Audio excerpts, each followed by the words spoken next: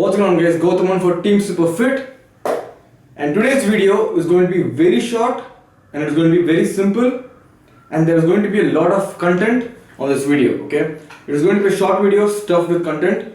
So I want you guys to pay complete attention to the video, and also after you watch this video, please go on and do your own research. And this video is going to be about the best whey protein. Okay, so before we begin, I'm not going to show you guys any supplement reviews right now. I'm not going to show you guys any boxes of protein saying that this is the best protein or this is the best protein. Okay, now this video is a guide for you guys to find out which is the best protein, which whey protein on the market should you buy. Okay, the reason I'm making this video is because everywhere you see people asking questions on what protein to buy, and even after they watch this video, people are going to still ask questions. Okay, so anyway, so this video is for you to find out yourself, right, which is a good whey protein. So let us begin. Very simple. We have like 4 to 5 points which you guys need to look up to. Look out for when you buy a whey protein. Okay. So first one, it is the most simplest point. Like as all of us know, there are different types of or forms of whey protein. For example, you have the whey protein isolate, you have the whey protein hydrostate, and then you have whey protein peptides, you have whey peptides, and then you have whey protein concentrate, all these things, right? So this is how the order goes. Not a lot of companies use whey peptides anymore. It is mainly whey protein concentrate, isolate, and hydrostate. So the one which is very easy to manufacture, is the cheapest, is the whey protein concentrate. Okay, and that is like pretty cheap compared to the other two. So whey protein concentrate is here. You need to further process and refine the whey protein concentrate to get the whey protein isolate, and then you need to further purify or refine the whey protein isolate to get your whey protein hydrostate, right? So this is how it goes. So obviously, when you buy a whey protein hydrostate supplement, it is going to be much costlier than your whey protein isolate or whey protein concentrate supplement. In terms of the effects, whey protein isolate is a bit more purer form of whey protein than whey protein concentrate, and whey protein hydrostate is a further step ahead. And this all depends on how it is made, what the process is. There are several ways to achieve whey protein isolate from whey protein concentrate. So when you look, so the bottom line is, when you buy whey protein, turn the tub behind. There will be contents, and there you need to make sure that you're getting a whey protein concentrate or whey protein isolate, which are like the good sources of whey protein.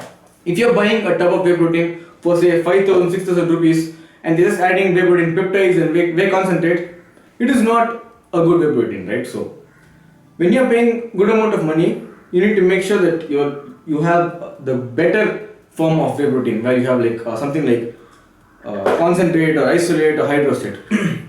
Now there are certain protein powders where they add soy protein and egg protein, and then they kind of sell it, right? Which is not a bad thing to do, but you need to make sure that it matches the price at which they are selling. So if it is a very costly supplement and they are adding something like egg proteins and soy proteins and then selling it as a blend, and still they get a lot of money from you, then it is not the best thing to fit into your budget. So make sure you get the superior protein sources. That is point number one. And again, second thing, look at this, guys. There are several ways of getting whey protein isolate from whey protein concentrate, right?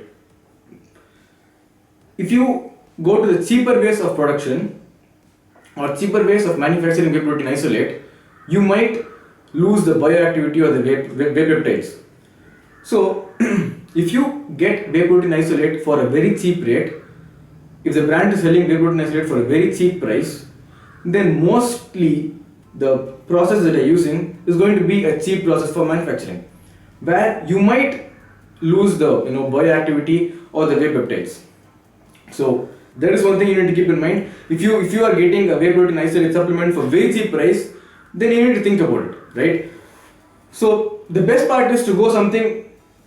Most of the protein powders out there, like on all these good protein powders, most of them are a blend of whey concentrate and whey isolate. So that is the best way to go. If you are buying if you want a whey protein isolate supplement, you need to pay more money for it. So according to me, there is no point in getting a whey protein isolate supplement at a cheap price because they are going to use a cheap manufacturing process. So that is one thing you need to keep in mind. Second thing is obviously a certification. Okay. Now, yes, you might tell me that there are several ways to cheat or do amino spiking in spite of getting a certification or certified protein content. But it is always better to have some sort of a certified protein in there. So there are several brands which put the certification on the websites, or some brands put it on the label. There are different ways to find out. You can either go to the website of the brand, you can either go to, you can look at the label. So try to get a certified whey protein, that is my opinion, but it is not very necessary. So third thing is obviously flavoring, okay. Now a lot of people might say that I don't care about the flavor, all these things, but in reality, whey protein is something which is kind of bitter and it does not have a very good taste. So obviously, you need a good flavoring.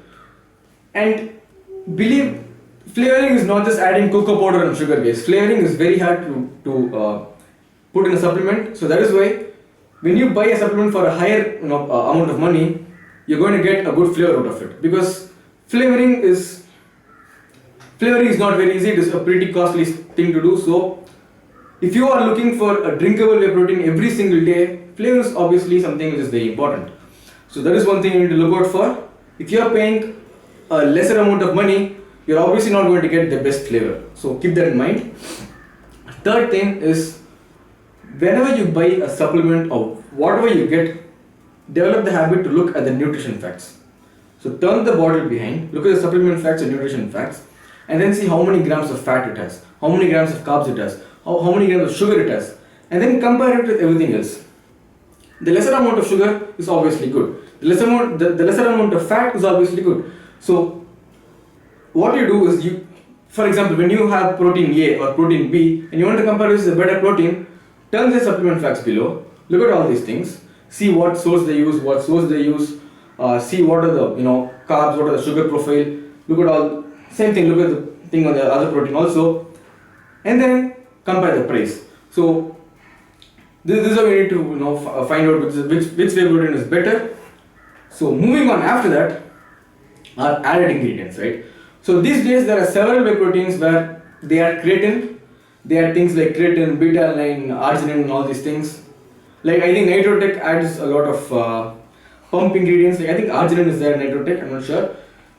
Even there's one in a six pack called WHEY ABC where they add creatine, arginine and beta-alanine. But when they add all these things, you need to keep one thing in mind.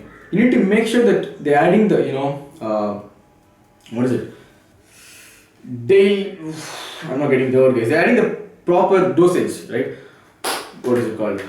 I'm not getting the word right now. I'll put it in the screen. But anyway, you need to make sure that they are putting the proper dosage, right? So let's say you're taking 2 scoops of whey protein per day.